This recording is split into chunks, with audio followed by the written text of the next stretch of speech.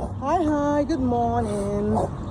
So today is the 5th of December 2025 and today is a public holiday in Ghana. So I am on my early morning walk, okay? Today is the 5th day and we are on a public holiday. Today is Farmers Day. The country has taken time to, celebrate farmers. And this is something that happens every year, okay? So it's not just this year. The country is actually celebrating farmers.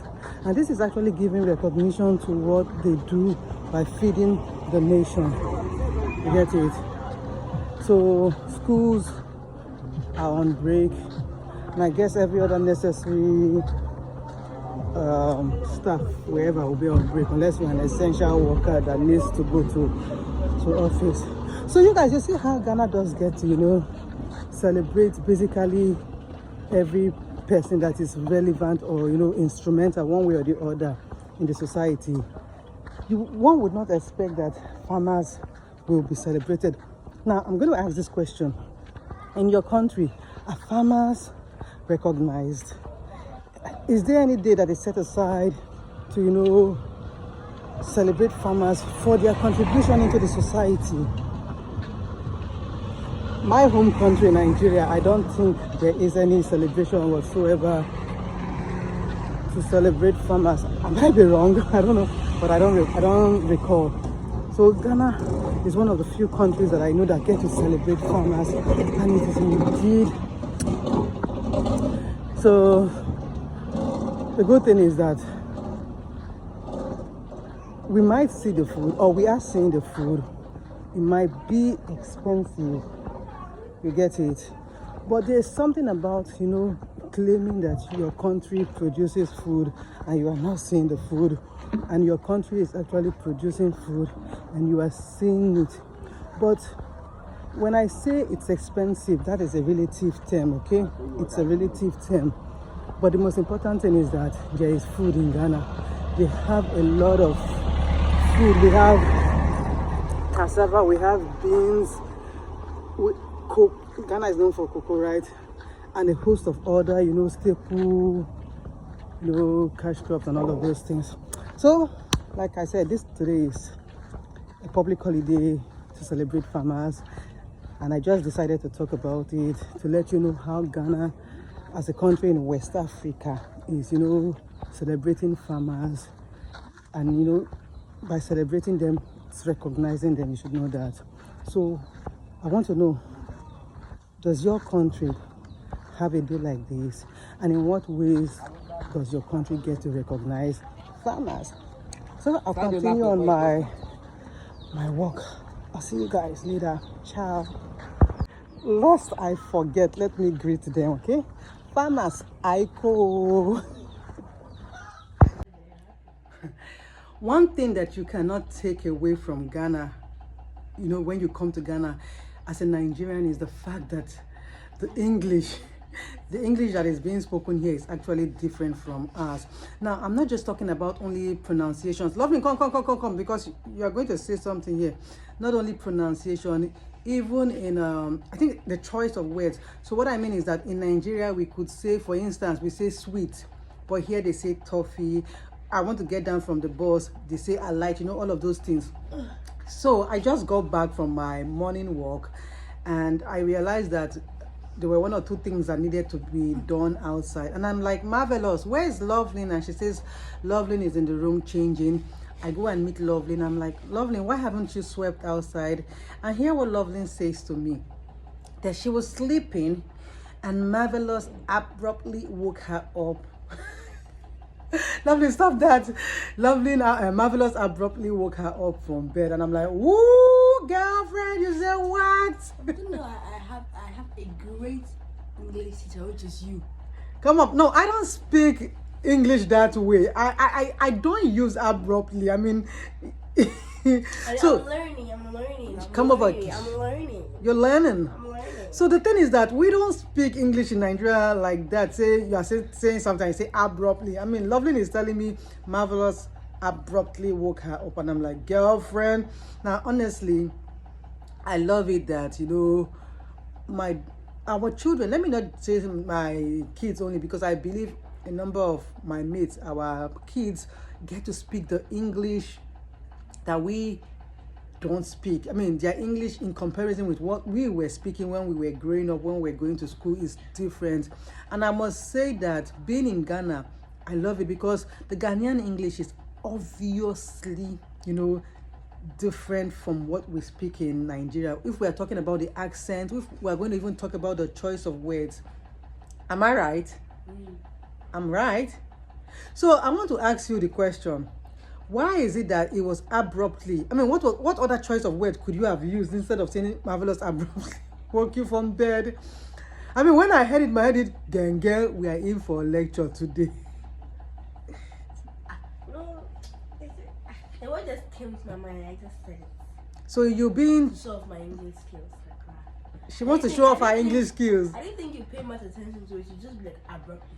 Oh, to you it's just a normal word, but to me it's big. It is big. Anyways, these and many more Loveling speaks on a daily, and I'm like, girlfriend, I beg, tone down, I beg, tone down. She and it's common here in Ghana, I've come to understand. The words might actually sound big to us, but it's not. Is there any other thing you want to tell me? Yes. Which is? Then you speak better English than me. I do. Then even when I speak you sometimes, then when I'm giving us those long lecture, then you be adding big English inside.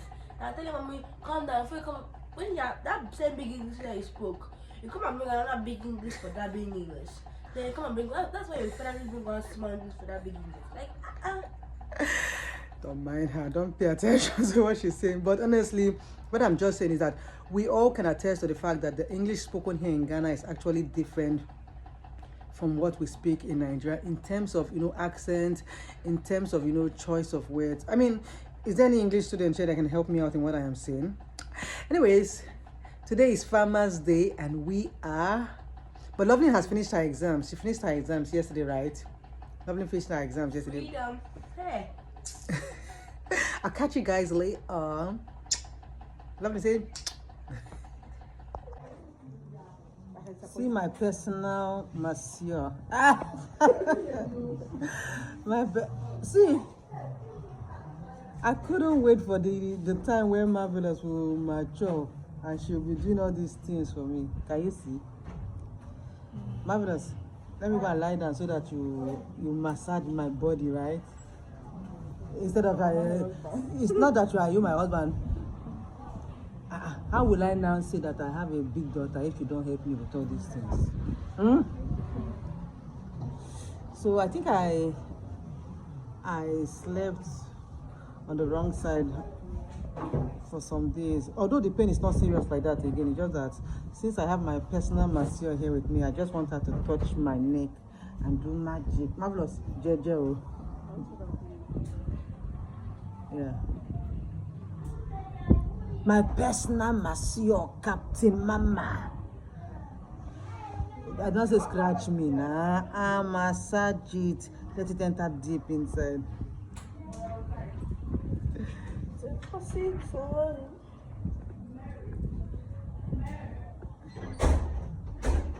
I'm tired. You cannot be tired in Jesus' name. Then. I'm trying to see my face. Move your face. This is about me. Monsieur. I want to steal the spotlight. Can you imagine? She wants to steal the spotlight too. Okay. I want to go inside so that my masseur will take me from my neck down. So guys, I'll catch you later. Masseur, what do you say?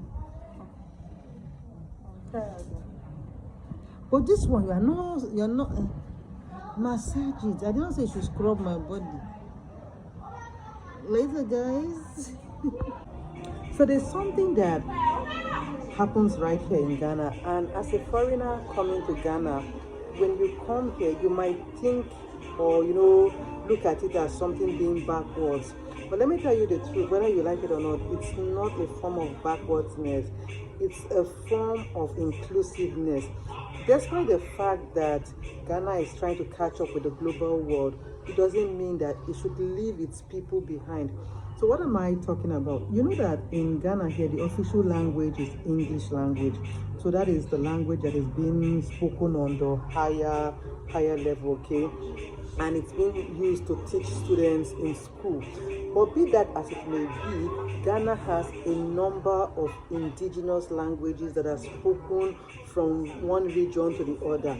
It means, what I'm trying to say is that there are still a number of individuals here in Ghana that are not good with the English language. When I say they are not good with the English language, some of them cannot speak English language. They speak the local language. Then we have the group of people that might speak, but it's in bits and pieces like that. So when I talk about the inclusiveness here in Ghana, is the fact that you coming here to Ghana, you will be wondering, so in this age and time, we still have people that don't speak English language. Yes, we do not. Yes, we do have people that don't speak English language because, like I said, Ghana does have a lot of indigenous languages that are being spoken here. So what I want to talk about, the inclusiveness that I love very much, is the fact that we have quite a number of television stations here in Ghana that broadcast in the local languages. We have a number of radio stations that broadcast in the local language.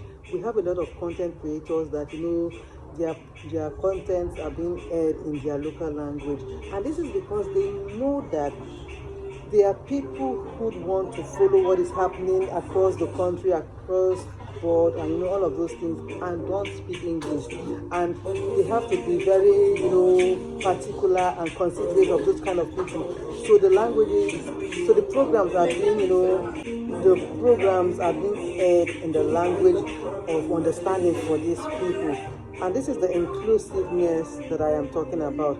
Now, I don't watch those stations because I am not versatile in these languages. But there's a particular station that I watch here in Ghana, which is Joy Prime station. Now, Joy Prime speaks in English. But I want you to know that Joy Prime has some programs like, most of these Indian telenovelas that are being aired in the country. Now, those programs, you see that maybe in some other countries they translate it into English because those languages are not spoken in English, so they translate it into English.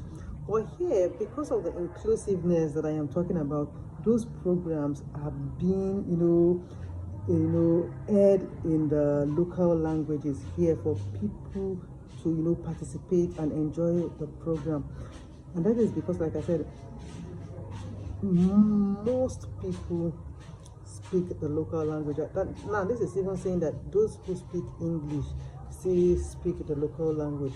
So it's a system of including everybody, irrespective of the fact whether you speak English or you do not speak English. And I must say that when I first came here, I was really, really, wowed by the number of stations that still broadcast in the local language. And having had the time to sit down and think about it, I must actually applaud the people who run those stations, that despite the fact that you'd want to do this, you are carrying your people along with you. And I think in as much as we'd want to flow with the times that we are in, we want to catch up with the global world, we still will not leave our culture, our tradition behind, which is what a lot of countries, I would say in quotes, need to consider. Despite the fact that you'd want to level up, don't throw your culture and your tradition away.